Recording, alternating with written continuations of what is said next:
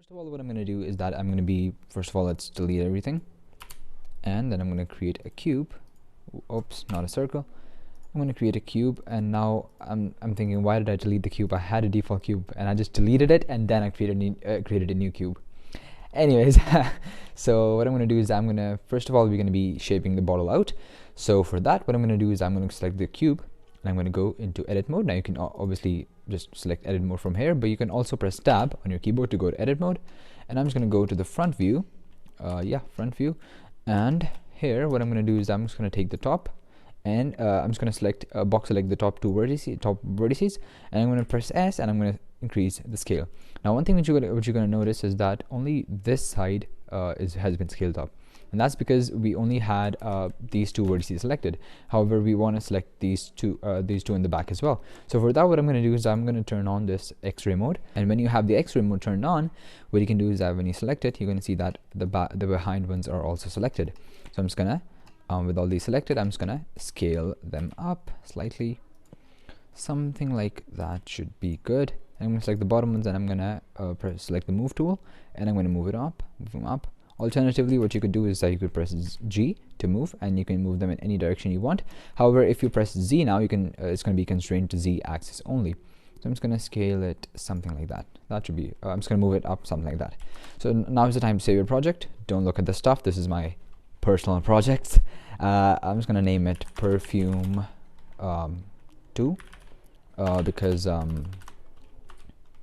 have made this perfume once before as well when I was preparing for this tutorial. So once that is saved, I'm just going to go back to object mode, and I'm going to see that we have this perfume. Perfect. So one thing which I'm going to do is I'm going to tab back into edit mode, and I'm just going to go to the side view, and I'm going to select half of it, and I'm going to move it slightly to this side. So actually, what I'm going to do is I'm going to select all of them. So let me just undo that. I'm going to select all of them, and I'm going to scale them down by pressing S, and I'm going to press Y to constrain it to Y axis, and I'm going to scale it down something like that because I don't want my perfume to be too thick. Yeah, no one likes thick perfumes. Anyways, so once that is done, I'm just going to save my project, and I'm going to get out of my my X-ray mode.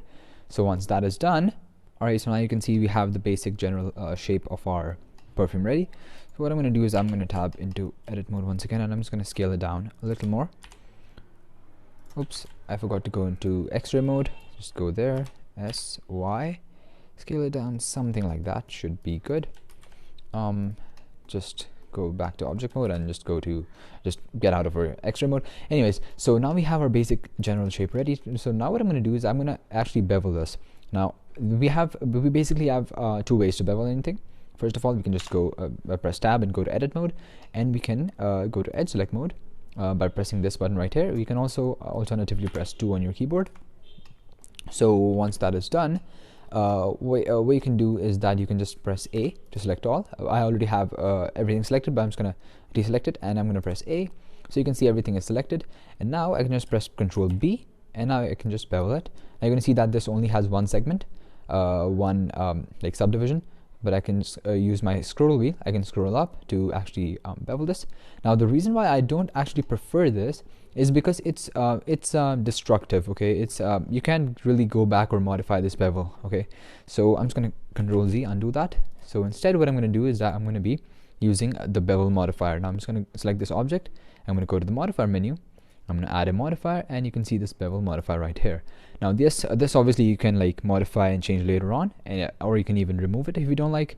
So yeah, that is something which I would recommend you to use. So these segments, I'm going to increase them to something like, I don't know, 10 maybe, because I want it to be a pretty smooth render. So you're going to see that we still have some segments visible, so I'm just going to right click it and shade smooth. Perfect. Now I think 0.1 should be good enough. We can obviously make changes to this later on. So yeah, now you're going to see that this shading on this side is slightly like, it's weird. It's acting a little weird, right? So what I'm going to do instead is that I'm just going to go to this what do you call it, object data properties, and I'm going to go down to the normals, and I'm going to press this auto smooth right here. Now you're going to see all the shading is going to be perfect. The reason for that is because previously it was trying to smooth everything, basically everything, every single edge, right? So but we have now limited it to only smooth edges which are more than 30 degrees, okay, which are actually less than 30 degrees, my bad. So yeah, now it's only gonna bevel those.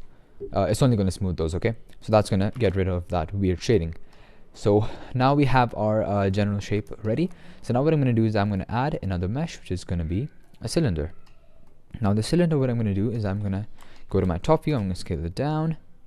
Something like that should be good. Let's go to my front view, I'm gonna GZ, move it up. Something like that should be good. A little bit like that. Perfect. So this is going to be our top part. I'm not exactly sure what it's called. So right click, shade smooth. You're going to see that this has that exact same problem. So I'm just going to check auto smooth for this as well. And I'm going to see that this fixes it. And it's looking pretty good. So now what I'm going to do is I'm going to be going to the modifier menu, and we're going to be adding another bevel modifier to this as well. So this much bevel is fine. I'm just going to increase the segments to 10 again. And I'm going to see that this looks pretty good. Perfect. So just save your project. And okay, now what I'm going to do is I'm going to select this cylinder. I'm going to press Shift D to duplicate this. Now you're going to see that we can move it anywhere we want. However, I'm just going to right click on my keyboard to reset the position. So right now you're going to see that we have this cylinder and cylinder 001. So this is basically the duplicated version of this, okay? So I'm just going to press G and Z on my keyboard to move it up.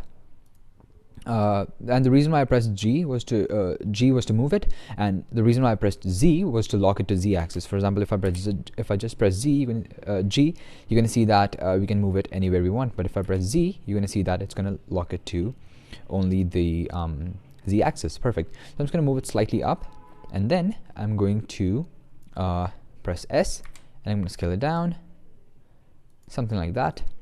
Let's go to the top view and actually scale it up a little. Something like that should be good. I'm going to move it up. Perfect. Cool. So actually not perfect. I'm going to move it slightly up. Something like that should not be good. I'm just going to scale that up slightly.